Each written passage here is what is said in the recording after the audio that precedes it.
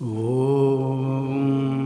शन्नो मित्रः शं वरुणः शन्नो भवत्वर्यमा शन्नो इन्द्रो बृहस्पतिः शन्नो विष्णुरुक्रमः नमो ब्रह्मणे नमस्ते वायु त्वमेव प्रत्यक्षं ब्रह्मासि त्वामेव प्रत्यक्षं ब्रह्म वदिष्यामि ऋतं वदिष्यामि सत्यं वदिष्यामि तन्मामवतु तद्वक्तारमवतु अवतु माम् अवतु वक्तारम्। ॐ शान्ति शान्ति शान्ति। ॐ सहनाववतु सहनौ भुनक्तु सह वीर्यं करवावहै तेजस्विनावधीतमस्तु मा विद्विषावहै। ॐ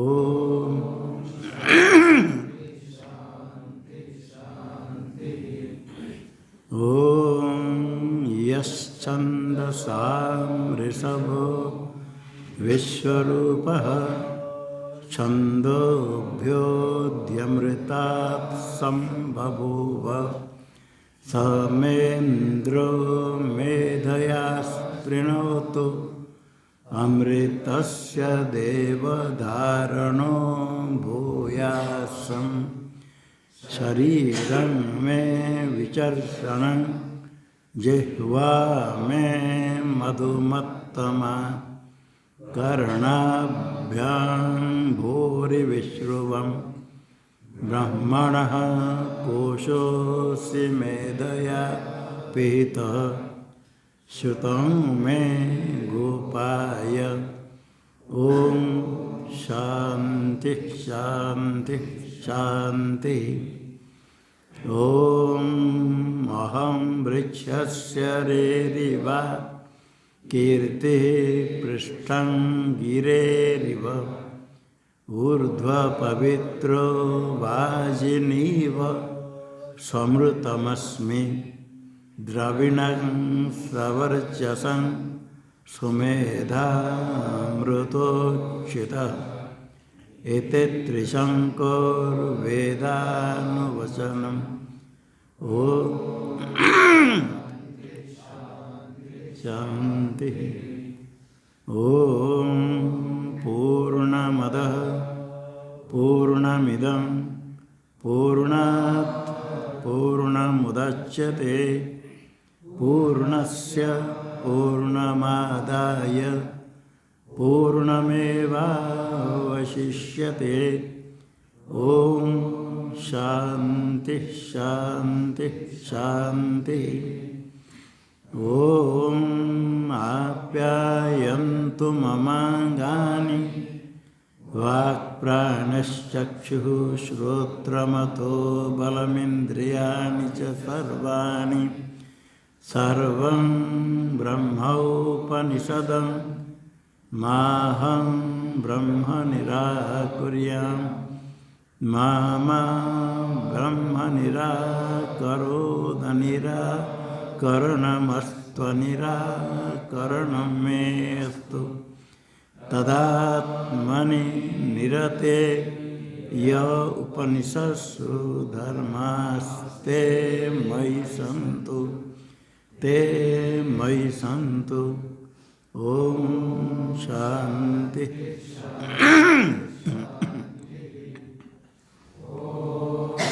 वाङ्मे मनसि प्रतिष्ठिता मनो मे वाचि प्रतिष्ठितम् आविराविर्मयेधि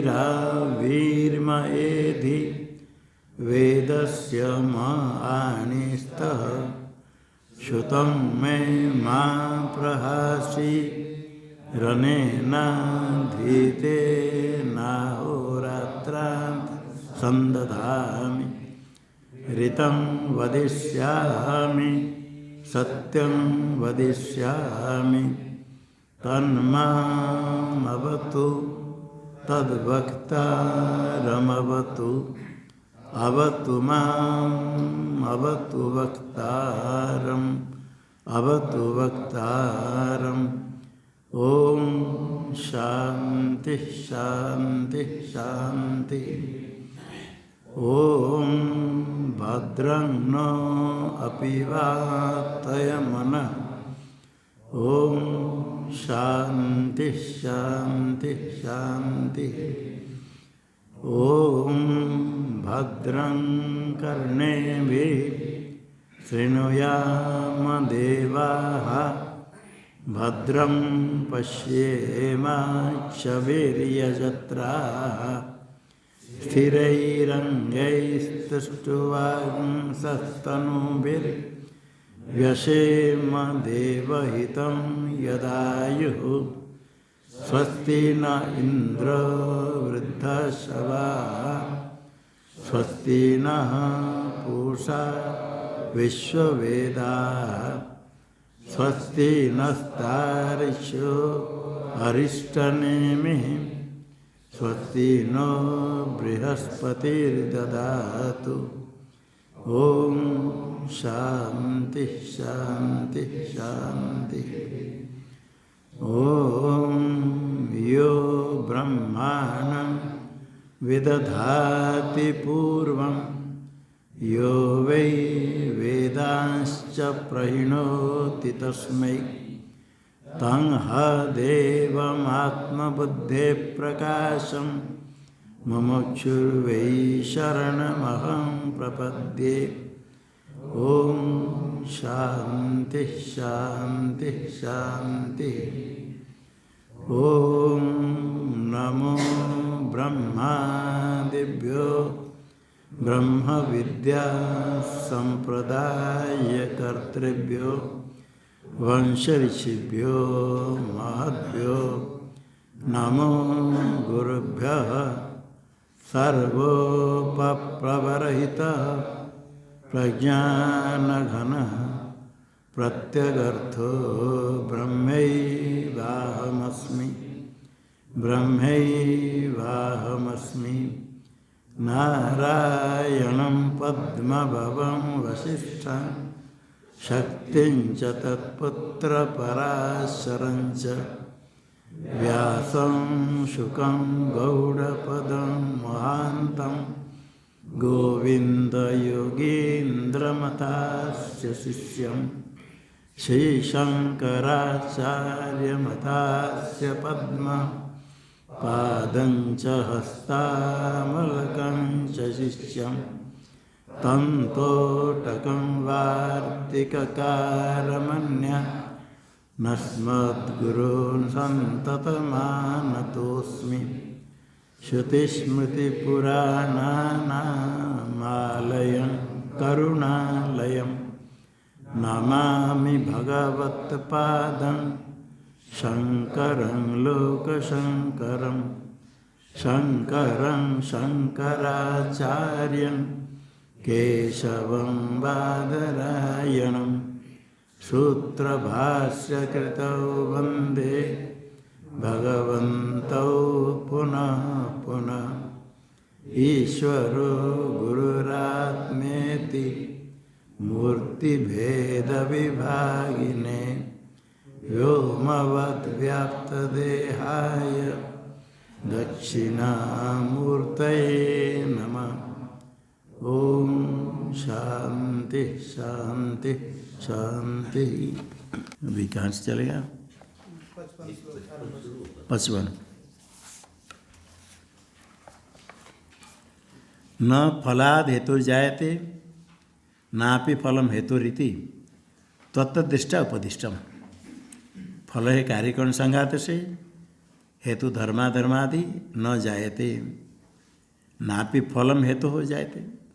फलम कार्यकरण संघात धर्माधर्म से उत्पन्न होता है, ये भी नहीं है। तत्व दृष्टिया उपदिष्टम, इसमें अज्ञान से अज्ञान अवस्था में व्यवहार किया जाता है, वास्तु तो ये कार्यकारण भाव नहीं है। इदानीं मुमुक्षूणां तद अभिनिवेश व्यावृत्त्यर्थम तद अभिनिवेश भावाभावयोस् तद उद्भवा अनुद्भवो दर्शयति। ये तो विद्वदृष्टिया तत्वदृष्टिया तो हो उपदेश हो गया। मुमुक्षु को भी जो तत्वदर्शी का सिद्धांत तत्वदर्शी जो कहते हैं, तत्वदृष्टिया जो कहा गया उसके प्रामाणिक मान करके अभिनिवेश छोड़ना चाहिए।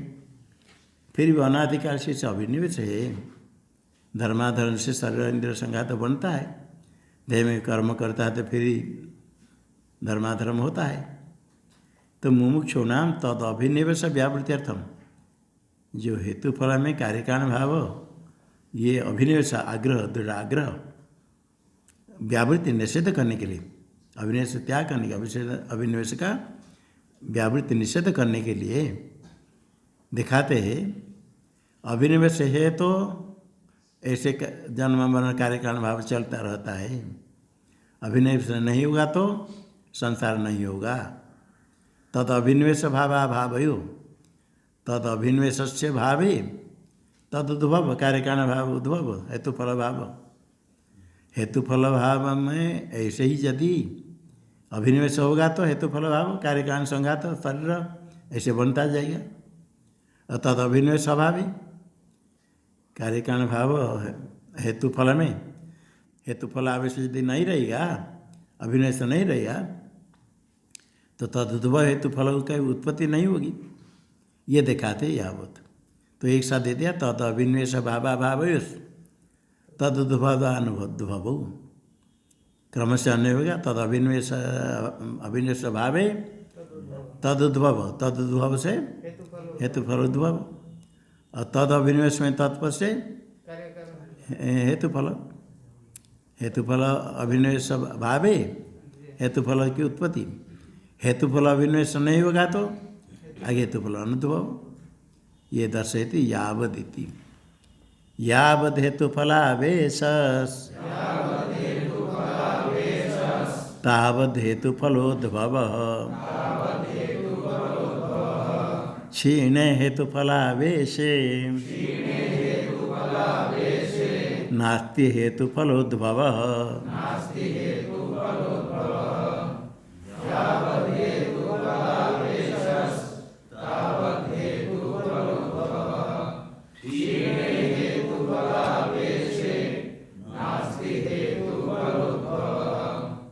यावत हेतुफलावेश, हेतुफल का आवेश ग्रहावेश जिस होता है दृढ़ आग्रह अभिनिवेश।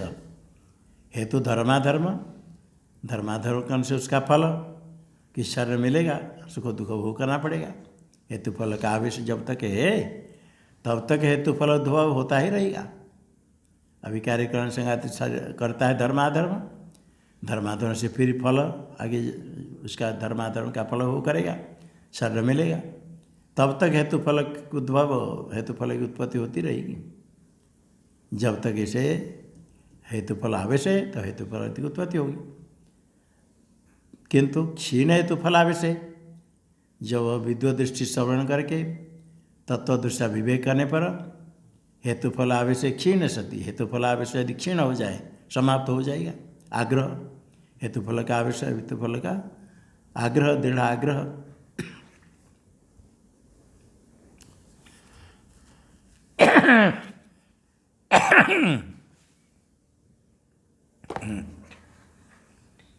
हेतुफल आवेश का आग्रह का समाप्त क्षीण हो जाने पर हेतु फलोद्भव नास्ति, हेतुफल की उत्पत्ति नहीं होगी। धर्माधर्म उससे शरीर, हेतु है धर्माधर्म, फल है उससे कार्यक्रम से शरीर बनेगा, सुख दुख भोग। यदि हेतुफलावेश क्षीण हो गया हेतु फलोद्भव नहीं होगा, हेतु फल की उत्पत्ति नहीं होती है। टीका में श्लोकाक्षराणि आकांक्षा प्रदर्शन पुरस्सरम विवृणति। आकांक्षा प्रदर्शन पूर्वकम श्लोकाक्षराणि विवृणति। पहले आकांक्षा देखा करके शंका करके श्लोकाखर शोक शब्द का व्याख्यान करते भगवान भाष्यकार।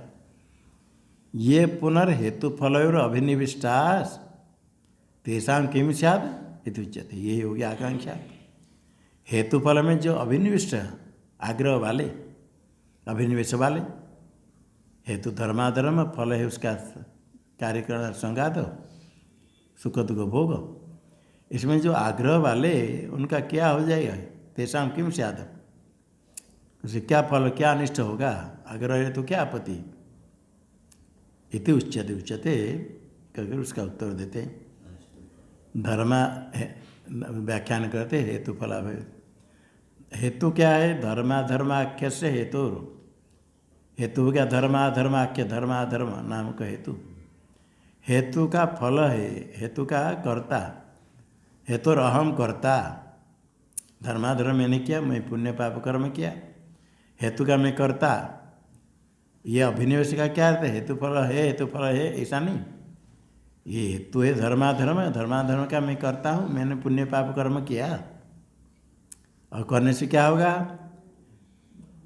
मम धर्माधर्म, धर्माधर्म मम, मैंने क्या तो धर्माधर्म मेरा है, मेरा पुण्य मेरा पाप। और होने से क्या होगा? तत्फलम कालांतरे क्वचित प्राणी निकाय जातो भोक्ष्य। तत्फलम धर्मातयो फलम, धर्माधर्म का फल कालांतर अन्य काल में। इस जन्म में धर्माधर्म करते इसका फल तो अभी नहीं होता है भोग, अन्य जन्म में भोग कालांतरे। कालांतरे कहाँ भोग होगा? क्वचित प्राणी निकाय, प्राणी शरीर में। किसी प्राणी शरीर में?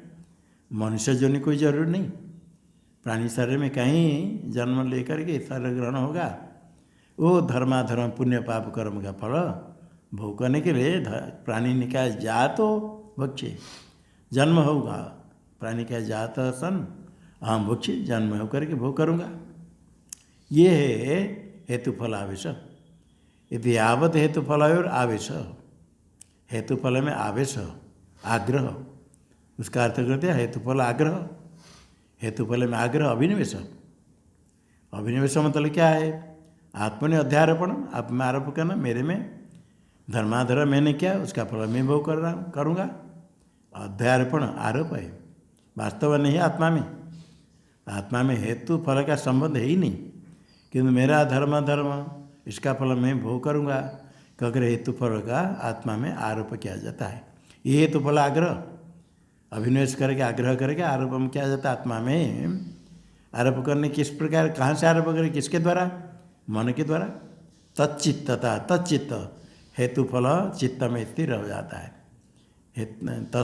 तयो चित्तम यस्य तच्चित्त तस्य वा तच्चित्तता। हेतु फल में चित्त, धर्माधर्म कर्म किया, चित्त उसमें है, इसका फल मैं भोग करूँगा। चित्त उसी चित्त, उसमें चित्त स्थित है।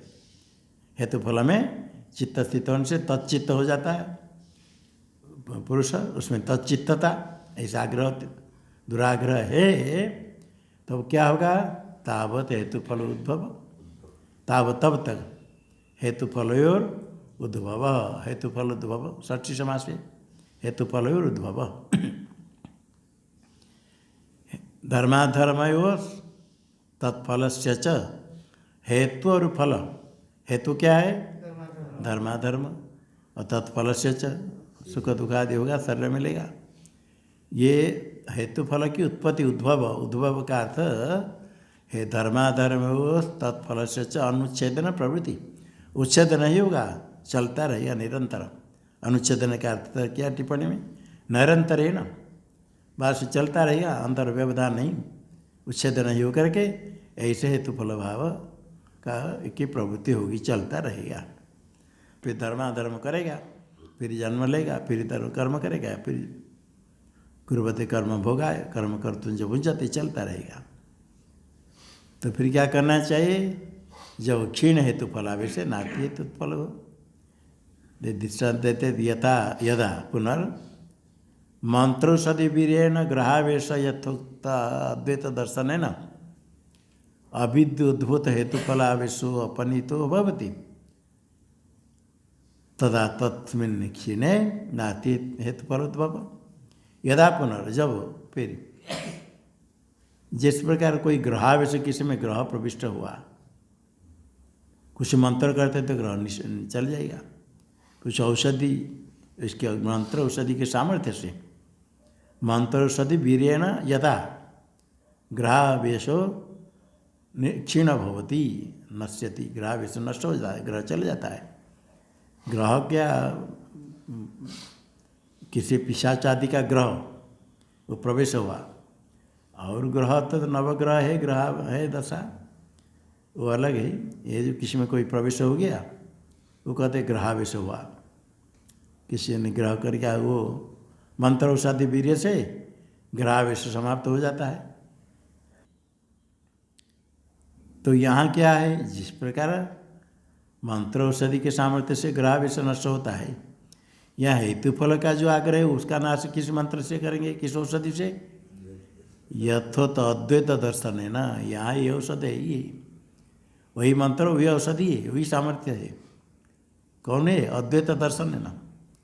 अद्वैत दर्शन, अद्वैत ज्ञान, अद्वैत चिंतन करने से अद्वैत ज्ञान होता है। अद्वैत ज्ञान होने से क्या होगा? अविद्या से ही हेतु फलावेश होता है। अद्वैत ज्ञान से अविद्या की निवृत्ति हो जाएगी। अविद्या की निवृत्ति होने से अविद्या से जो प्रकट होता है तो फलावेश वो भी नष्ट हो जाएगा। अद्वैत दर्शन है ना, अविद्योद्भूत हेतु फलावेशो अपनीत भवति, क्योंकि हेतु फलावेश का कारण है अज्ञान, अविद्या। अविद्या अद्भुत, अविद्या से जो उद्भूत हुआ, प्रकट हुआ हेतु फलावेश, अविद्या से उत्पन्न हुआ, और अद्वैत दर्शन से अविद्या की निवृत्ति होने से उसका कार्य हेतु फलावेश अपनीत हो जाएगा, नष्ट हो जाएगा। हेतु फलावेश नहीं रहेगा तो तदा तस्मिन् क्षीणे, तस्मिन् हेतु फलावेश क्षीणे, हेतु फलावेश क्षीण होने पर हेतु फलावेश नहीं होगा तो उसका आगे उद्भव नहीं होगा, हेतु फल उद्भव नहीं होगा। नास्ति हेतु फल उद्भव, हेतु फल का उद्भव उत्पत्ति नहीं होती। अच्छा, हेतु फल आवेश आग्रह रहेगा तो क्या होगा?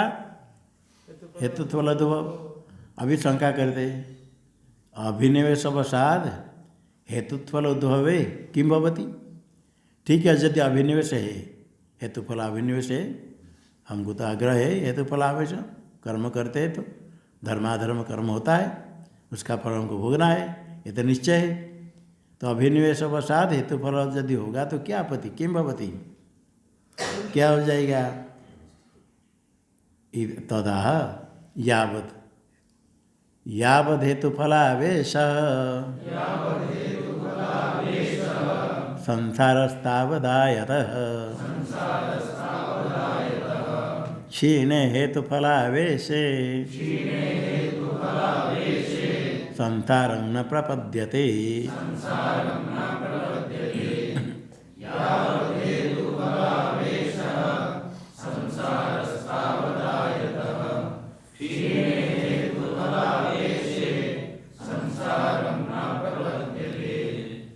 यावद हेतु फलावेश तावत संसार आयत, हेतु फलावेश क्षीणे संसार न प्रपद्यते। जब तक हेतु फलावेश रहेगा, हेतु फल अभिनिवेश रहेगा, हेतु फल का आरोप करेगा आत्मा में, मैं धर्माधर्म किया, ये धर्माधर्म मेरा, इसका फल मैं भोग करूँगा, ऐसे आग्रह करके आत्मा में आरोप करता है। हेतु फल का आवेश अभिनिवेश जब तक है तावत तब तक संसार आयत विस्तृत चलता है। संसार तब तक चलता रहता है, विस्तार होकर के चले, समाप्त होने नहीं होगा। जब तक आग्रह है तब तक संसार चलता रहेगा, आयत विस्तृत है। किंतु यदि अद्वैत दर्शन से हेतु फलावेश क्षीण, हेतु फलावेश आग्रह समाप्त हो जाता है, क्योंकि अविद्या की निवृत्ति होती अद्वैत दर्शन से। और ज्ञान होने के पहले भी विचार करके विवेक से ये हेतु फलादि आत्मा असंग है, उसमें धर्माधर्म का संबंध ही नहीं, ना कार्य का अनुसंघात आत्मा के साथ कोई संबंध नहीं, असंग हुआ एवं पुरुष। ज्ञान होने के बाद तो नष्ट हो जाएगा, संसार नहीं होगा तो ठीक है। मुमुक्षु के भी अभिनिवेश छोड़ना है, श्रुति प्रमाण है, असंग हुआ एवं पुरुष, आत्मा असंग है, उसमें किसी का कोई संबंध है ही नहीं, ना तो धर्माधर्म का संबंध है, ना उसका फल का संबंध है, ना शरीर आदि का संबंध है।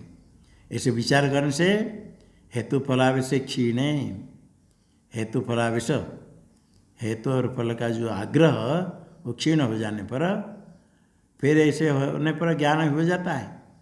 ऐसे विचार करते करते ज्ञान से अज्ञान निवृत्त हो जाता है। संसार न प्रपद्यते, फिर संसार को प्राप्त नहीं करता है, मुमुक्षु मुक्त हो जाता है।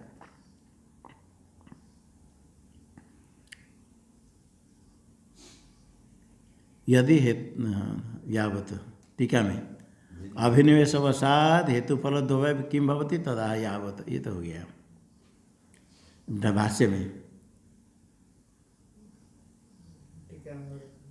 नहीं टीका ना भाष्य में, टीका में क्या श्लोक का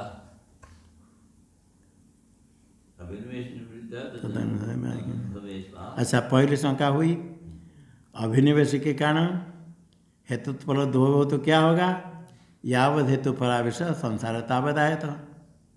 उसके बाद अभिनिवेश निवृत्तिया, हेतुफल अभिनिवेश निवृत्त होने पर हेतुफल का उद्भव नहीं होगा।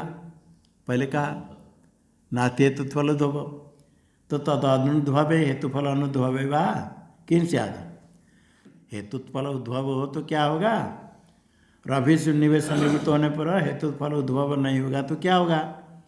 इसलिए आशंका क्षीण हेतुफलाविषय संसार न प्रपद्यते, हेतुफलाविषय क्षीण हो गया तो संसार को प्राप्त नहीं करेगा। यहाँ तो ठीक श्लोक की व्याख्या हुई। आकांक्षा पूर्वकम पूर्वार्धम योजयति, भाष्य व्याख्या। आकांक्षा करके पूर्वार्ध की व्याख्या करते भगवान भाष्यकार।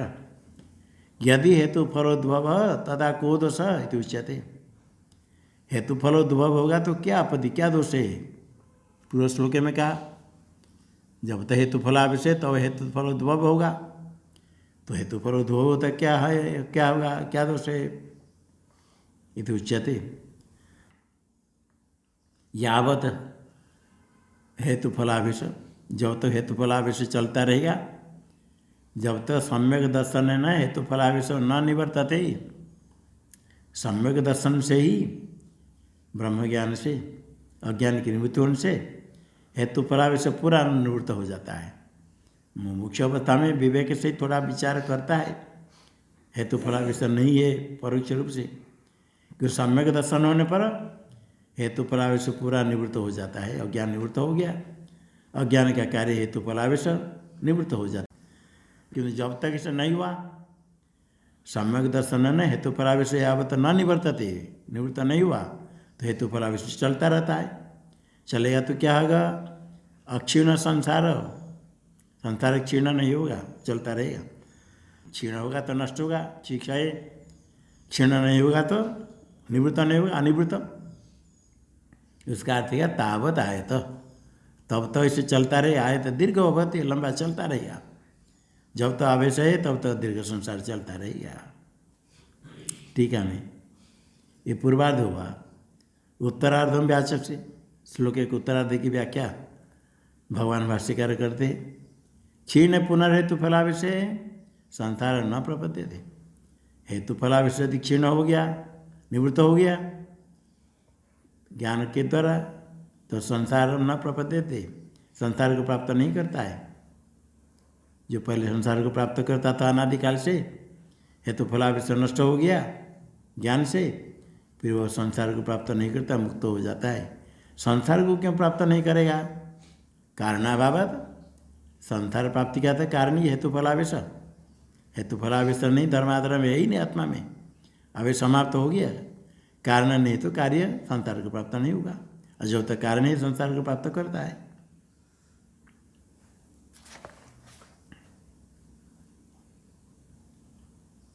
अभी सिद्ध हो गया आत्मतत्व कूटस्थ है अद्वितीयम, कूटस्थम अद्वितीयम आत्मतत्व इच्छता, कूटवत् निर्विकार तिष्ठति कूटस्थम, अद्वितीय है, एकमेव अद्वितीयम, उससे बिना कुछ भी नहीं, इस आत्मतत्व इत इच्छता वेदांतिना, तो यह वेदांतिना। तुम यदि इसे मानते हो अद्वितीय कूटस्थ आत्मतत्व, फिर जन्मनाश व्यवहार कैसे करते हो? कुतो जन्मनाशो व्यवह्रियते त्वया, जन्म च नाश च जन्मनाशो व्यवह्रियते कुतः, कैसे व्यवहार किया करते हो, कर किया जाता है? इसे संकान से तत्राह संवृत्त्या जायते सर्वं शाश्वतं नास्ति तेन वै सद्भावेन ह्यजं सर्व मुच्छेदस्तेन नास्ति वै।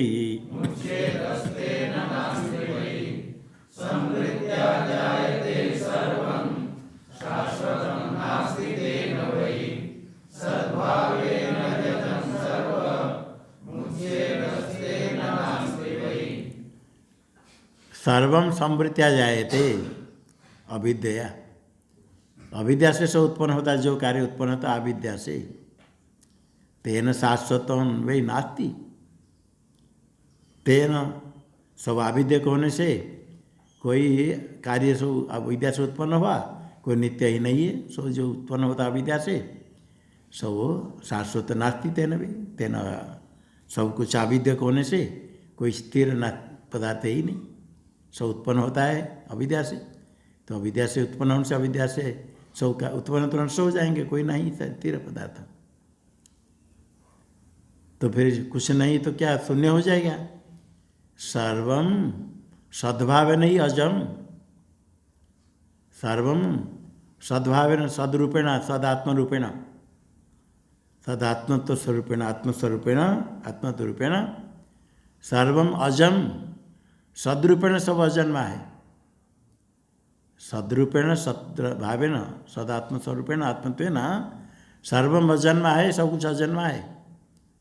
सुवर्ण से भूषण बनाते हैं, भूषण को नाश करो फिर भूषण बनाओ, भूषण की उत्पत्ति होगी बनाने पर।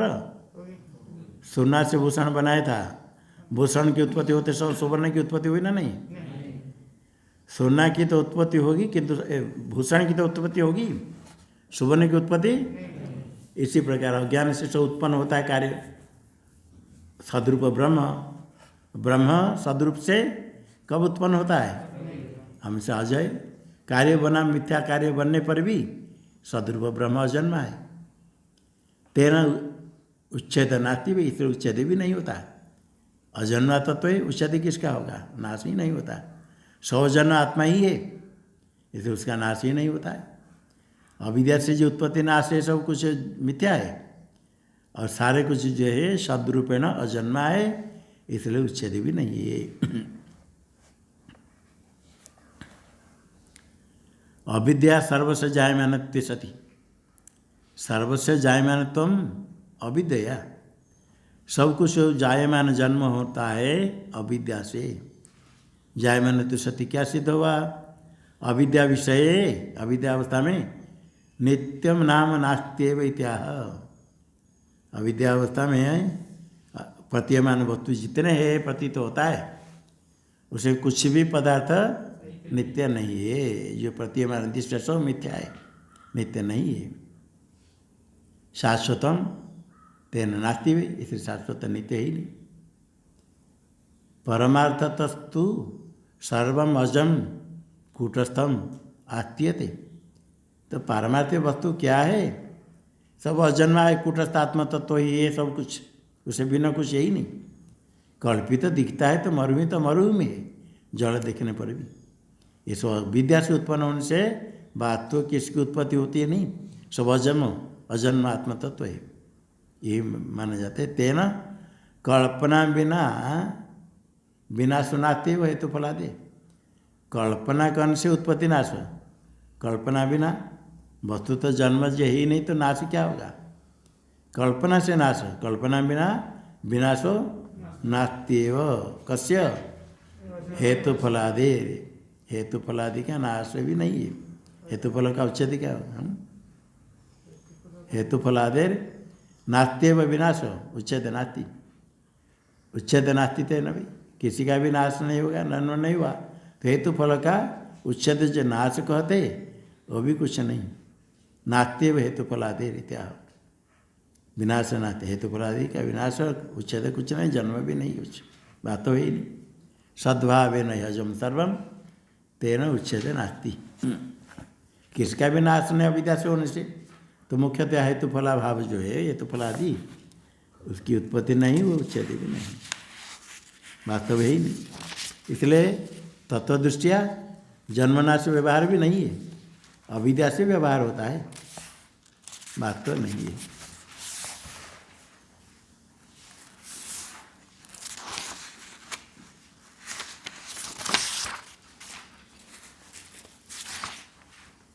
हाँ, पूर्वापर विरोधमाशंकते है। अभी पूर्व पक्षी कहता पहले कुछ अलग कहा, अब बाद में कुछ अलग कहते, दोनों में परस्पर विरोध होता है।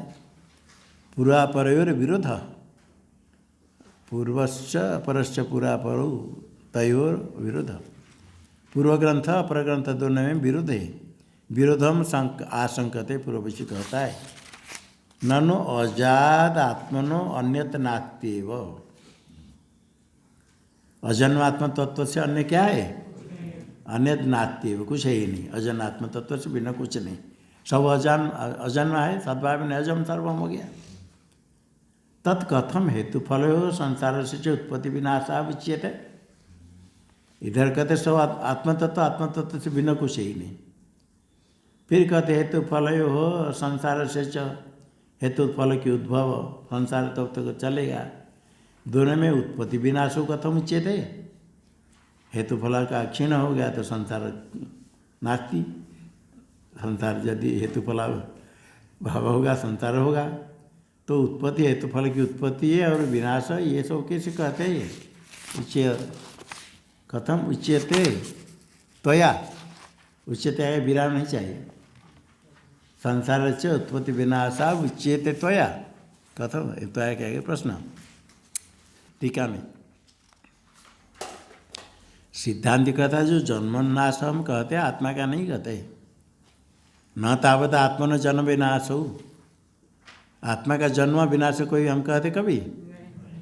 क्यों नहीं? तस्य कूटस्थत्वात्, वो कूटस्थ है निर्विकार, उसका विकार ही नहीं, कुछ जन्मनाश कुछ है ही नहीं, नित्य है निर्विकार है। फिर भी किसका जन्म विनाश होता? आत्मतत्व से बिना का नाप्य तत्व अन्य से, तो तत्व अन्य से आत्म तत्व से अन्य का जन्म विनाश हम कहेंगे। आत्म तत्व का जन्म विनाश नहीं तो आत्मा से भिन्न का जन्म विनाश होगा। आत्मा का जन्म विनाश नहीं तो जन्म विनाश किसका होगा? आत्मा से भिन्न का। कहते भिन्न पहले कोई हो तो नापि तत्व अन्य से तौ का था न युतो जन्म विनाश आत्मा भिन्न के नहीं तो क्यों नहीं? तस्य अद्वितीय तो है, तस्य आत्मा न अद्वितीय अविद्यमान द्वितीयम यस्मात् तद अद्वितीयम। आत्मा तत्व अद्वितीय है, उससे बिना कुछ है ही नहीं। द्वितीय कोश जड़ चेतन कुछ अलग है ही नहीं, तो किसका जन्म विनाश होगा? सदैव समय इदमग्र आसित एकमेव अद्वितीयम, अद्वितीय है, उससे बिना कुछ भी नहीं। तो आत्मा तत्व का जन्म विनाश होगा? तो फिर उसके भिन्न का होगा? भिन्न भी नहीं। तथा च हेत्वादेर बंध से जन्मनाशो न त्वया वक्तव्यो इत्यर्थ। इसलिए क्या होगा? हेत्वादे बंध से जन्मनाशो, धर्माधर्म और बंध से फल, इनका जन्म और नाश त्वया न वक्तव्य, ये नहीं कहेंगे। ये सिद्धांत कहता है ये हेतु बंध का जन्मनाश नहीं कुछ है। उच्चमान समाधान है मन समाधानम अर्थ है सुनो। अब इसका समाधान हम कहते हैं मन समाधान एकाग्र कर सुनो।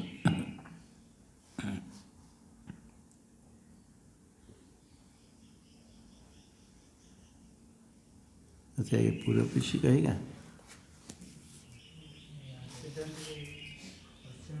न से शंका हुई न तावत आत्मन जन्म विनाश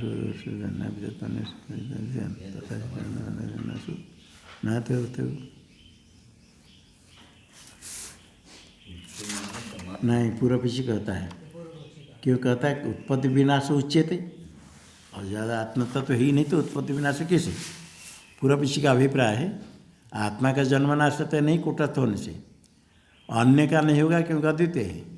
तो फिर हेतु आदि और बंध में जन्मना से जो तुम सिद्धांति कहते हो तो है ना वक्तव्य वो नहीं कहना चाहिए। इतने होने पर सिद्धांति का अभिप्राय उच्च माने समाधान है, मन समाधान अर्थात सुनो। अभी समाधान हम कहेंगे, सुनो, एकाग्र कर सुनो, मन समाधान सुनो। श्रेणु कहने क्या था, मन एकाग्र करो, नहीं इधर उधर कुछ सोचेगा, हम बोलते समाधान देंगे, बाद में पूछेगा हैं कहने के बाद कोई कोई पूछते हैं ना, कुछ कहने के कहते समय से उत्तर कर देंगे, तो सुनेंगे नहीं, एक फिर कहेंगे। जैसे कहते हैं नहीं सुनो, सुनो कह करके फिर कहेंगे तो आगे दोबारा नहीं बोलना पड़ेगा। श्रेणु कह करके आगे तत्र पूर्वार्धभागाख्यान कथयति। श्लोक है, श्लोक 57 ना हो गया। हाँ हाँ, पूर्व भाग अक्षरार्थम कर्तयति संवृत्त्या। हाँ ये श्लोक हो गया, ठीक। सर्वम संवृत्त्या जायते, संवृत्त्या अविद्या से उत्पत्ति, जो जन्मना से अविद्या से संवृत्त्या इत्यादि ना। अविद्या विषय नित्य से वस्तु न अभावे परितमा। तो अविद्या विषय में नित्य वस्तु नहीं, नित्य वस्तु है शाश्वतम तेन नास्ति वही। तेन अविद्या से उत्पत्ति होने से अविद्या के पदार्थ में कोई नित्य है ही नहीं। अविद्या विषय नित्य से वस्तु न अभावे फलितमा, क्या होगा फिर? अतः भाष्य में संवृत्त्या जायते सर्वम, संवृत्त्या जायते सर्वम जो श्लोक है उसका अर्थ करते हैं। संवृत्त्या का था संवरणम, संवृत्ति का था संवरणम, तृतीयांत है। संवृत्त्या का तो संवरण न होगा, संवृत्त्या संवरणम संवृत्ति। देखो संवरणम संवृत्ति, इसे व्याख्यान कौन है, व्याख्या कौन है, व्याख्या कौन? संवृत्ति। हमें पूछे व्याख्या कौन को बोलते? व्याख्या संवृत्ति है, व्याख्येय उसका व्याख्यान है संवरणम। संवृत्तिया फिर जो दिया वो क्या है? प्रतीक, श्लोक का प्रतीक संवृत्तिया। संवृत्तिया कहने के लिए किसका तृतीयांत संवृत्तिया? वो संवृत्ति का व्याख्यान क्या हुआ? संवरणम। संवरणम संवृत्ति, अर्थात संवृत्ति का अर्थ संवरणम। उसका क्या अर्थ है? अविद्या विषय हो, अविद्या विषय अविद्यावस्था में जो संवरण लौकिक व्यवहार, अविद्यावस्था में लौकिक व्यवहार। यहाँ संवृत्ति के ऊपर 2 नंबर टिप्पणी चाहिए। 2 नंबर में संवृत्ति अविद्या विषय, अविद्यावाचक संवृत्ति शब्द अत्र। यहाँ अविद्यावाचक तो संवृत्ति शब्द है, किंतु तद विषय लाक्षणिक अविद्या विषय में 2 नंबर टिप्पणी संवृत्ति के ऊपर अविद्या विषय लौकिक व्यवहार। तया संवृत्तिया जायते सर्व, लौकिक व्यवहार अविद्या विषय में सब कुछ उत्पत्ति है। जायते सर्वम तेन अविद्या विषय, तेन शाश्वत नास्ति तत्। तेन का तो संवृत्ति से जन्म होने से, अज्ञान से जन्म होने, जन्मादि अविद्या होने से अविद्या विषय शाश्वत नास्ति वही। शाश्वत का तो नित्य है ही नहीं। टीका में अविद्या विषय नित्य से वस्तु न भाव परितमा, अविद्या विषय में नित्य वस्तु नहीं तो क्या होगा? अतः उत्पत्ति विनाश लक्षण संसार आयत इति उच्यते, नित्य है ही नहीं। उत्पत्ति विनाश लक्षण संसार आयत इति उच्यते, आयत से कहते, आयत इति उच्यते। व्यवहार है केवल, टिप्पणी दिया व्यवहार मात्र में वो जन्म आदि कहा जाता है। अविद्या विषय में उत्पत्ति विनाश जो कुछ नित्य है ही नहीं, सो उत्पत्ति विनाश लक्षण संसार आयत से कहा जाता है। वास्तव कोई उत्पत्ति विनाश कुछ है ही नहीं। ठीक है। मैं द्वितीयार्ध अक्षरार्थमा, द्वितीयार्ध सद्भावेन हजम सर्व उच्छेद से नास्ति भी। परमार्थ, परमार्थ सद्भावेन तु अजम सर्वम आत्मविद यस्मात्। परमार्थ सद्भाव है ना, परमार्थ सदरूप आत्मरूपेण 6 नंबर टिप्पणी में आत्मत्वेन परमार्थ सद्भाव है ना, परमार्थ सद्यात्मा सद्भाव सत्वम आत्मत्व परमार्थ आत्मत्वेन परमार्थ आत्मरूपेण सब अजम सर्वम। सुवर्ण से जितने भूषण बना सो सुवर्ण ही है। इसी प्रकार ये आत्मा में कल्पित जितने पदार्थ दिखता है सो आत्मा ही है। आत्मे वो यस्मा या आत्मे ही वो आत्मे वहन से अतो तेन नास्ति उच्चेत। तेन कहते क्या अतः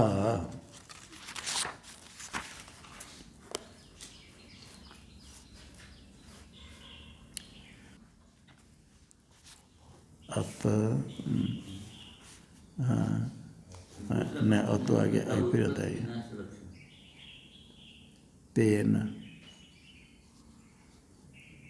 तेन अविद्या विशेष सार्थक नित्यनाथि। टीका में जात्यादि अभाव जन्मादि विक्रिया भाव। जात्यादि अभाव का अर्थ जन्म आदि का कोई विकार ही नहीं। जन्म हो तो जन्म अस्थि जायते अस्थि वर्धते विपरिणमते इत्यादि विक्रिया है। जन्म नहीं तो जन्मादि विक्रिया का अभाव। तमेव उच्छेद अभाव हेतु कथयति। जो जन्म है ही नहीं, जायते अस्थि वर्धते इत्यादि विकार कोई है ही नहीं, तो उच्छेद कहाँ से आएगा। तमेव जन्मादि विक्रिया भाव में जात्यादि अभाव है, जन्मादि विक्रिया भाव, उसको ही हेतु कथन करते हैं। किसी के लिए उच्छेदाभाव है। उच्छेदाभाव है वो हेतु कथन यदि तेन तेन अविद्या विषय शाश्वत नित्य नाति।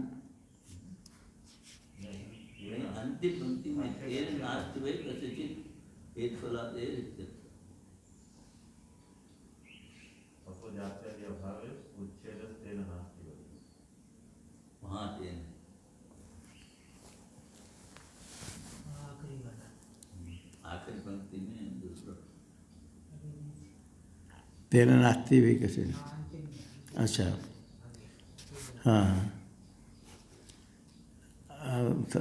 परमात्मा साधारण तो अजम सर्वात्मे वस्मात् अतो जात्यादि अभावात् उच्छेद तेन नास्ति। जात्यादि अभावात् उच्छेद ही नहीं, जन्मादि विकार ही नहीं, ऐसे उच्छेद नास्ति तेन नास्ति भी। तेन नास्ति भी उच्छेद कस्यचित् हेतुफलादि। हेतुफलादि किसी की भी उत्पत्ति नहीं है। हेतुफल की उत्पत्ति नहीं, किसी की उत्पत्ति नहीं। टीका में यथा पूर्ववर्तनी भुजगाभाव अनुभवन विवेकी। पूर्व पहले सर्प सर्प डर रहे थे, रज्जु देखिला सर्प नहीं है, अभी किसका अभाव है। भुजगा भाव है, भुज सर्प भुजगा सर्पाभाव अनुभवन विवेकी।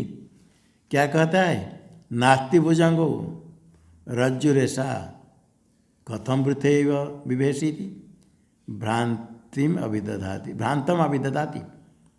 भ्रांत को विवेकी कहता है, कहता है नास्ति भुजंगो सर्प ही नहीं, रज्जु रेशा ये तो रज्जु है। कथम वृथैव विभेषि भय क्यों करते व्यर्थ।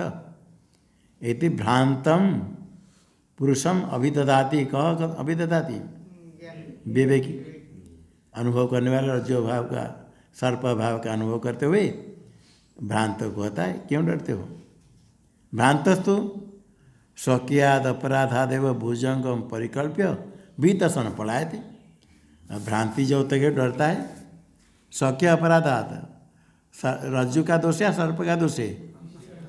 रज्जु तो रज्जु है, सर्प है ही नहीं, किसका दोष कहेंगे। अपना ही दोष, भ्रांत का दोष। स्वकीयाद अपराधात, वही ब्रह्म ज्ञान उसको आई अपराध है। अधिष्ठान अज्ञान है, अधिष्ठान ज्ञान नहीं, रज्जु ज्ञान नहीं।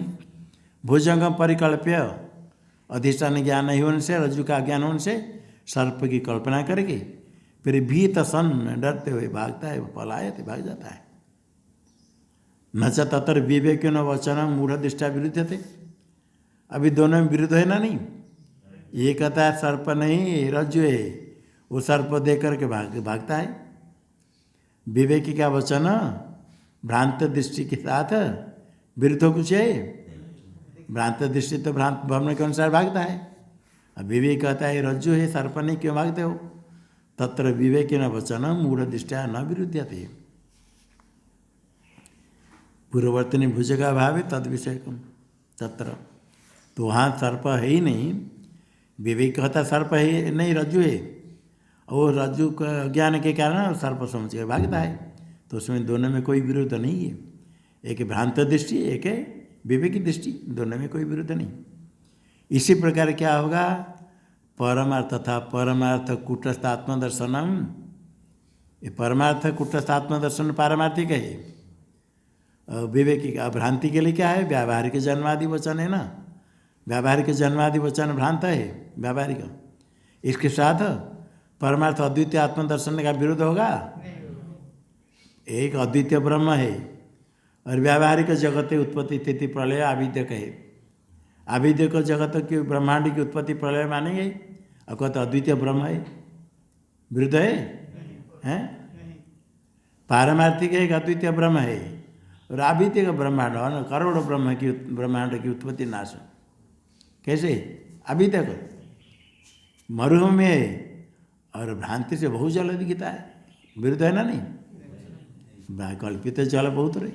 एक अद्वितीय ब्रह्म है पारमार्थिक, और अविद्या से सारा जगत ब्रह्मांड की उत्पत्ति। एक ब्रह्मांड नहीं, करोड़ों ब्रह्मांड चले गए, उत्पत्ति नष्ट हो गई। किस प्रकार? अविद्या से। और अद्वितीय ब्रह्म सदा अद्वितीय है, कूटस्थ है, एक है। एक ही कूटस्थ अद्वितीय ब्रह्म, फिर इतने ब्रह्मांड नष्ट हो गए, उत्पन्न हो गए, नष्ट हो गए, ये कैसे होगा? ये व्यावहारिक अविद्या से ब्रह्मांड की उत्पत्ति नाश। पारमार्थिक कुछ नहीं। जादूगर दिखा देता है, कुछ नहीं बनाया, और कल्पना जादू दिखाता है, कुछ कर दिया, रुपया बना देता है कितने। इसलिए कोई परस्पर विरुद्ध नहीं। पूर्व पीछे ने कहा, आप कहते हैं कूटस्थ अद्वितीय ब्रह्म, फिर जन्मनाश व्यवहार कैसे? उसका उत्तर हो गया पारमार्थिक कूटस्थ आत्मज्ञान है और जन्मनाश से व्यावहारिक अविद्या विषय में व्यवहार में किया जाता है। इसे कोई विरोध नहीं है। अब 16 लिखा है इसमें, तो तेरा ठीक है। वचन है ना, श्रौतेन अपि तीर्थ, व्यावहारिक जन्मादि वचन है ना। व्यावहारिक जन्मादि वचन हो, श्रौत वचन भी।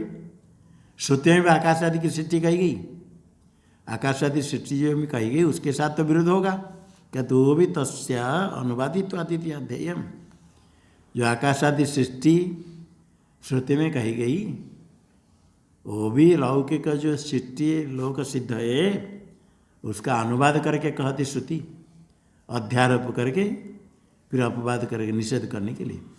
अपूर्व सृष्टि कथन नहीं है, अज्ञात ज्ञापक तो प्रमाण होता है। यहाँ अनुवाद रूप है। आकाश से प्रपंच दिखता है तो कहते आत्मा से उत्पन्न हुआ। एक अद्वितीय आत्मा है तो फिर कहाँ से उत्पन्न हुआ? आत्मा से उत्पन्न हुआ। तो आत्मा से उत्पत्ति कहोगे उसका निषेध कर देंगे तो आत्मज्ञान हो जाएगा।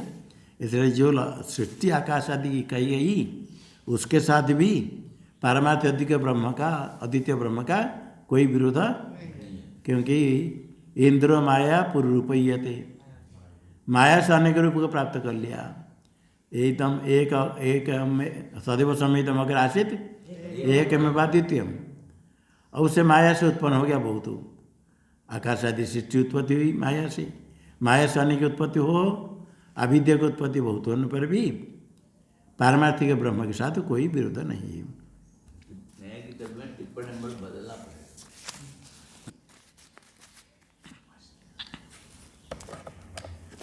ओम भद्रं कर्णेभिः शृणुयामदेवाः भद्रं पश्येमाक्षवीर्यजत्राः स्थिरैरङ्गैस्तुष्ट्वागुंशस्तनूभिर्व्यसेम देवहितं यदायुः स्वस्ति न इन्द्रो वृद्धश्रवाः स्वस्ति नः पूषा विश्ववेदाः स्वस्ति नस्तार्क्ष्यो अरिष्टनेमिः स्वस्ति नो बृहस्पतिर्ददातु।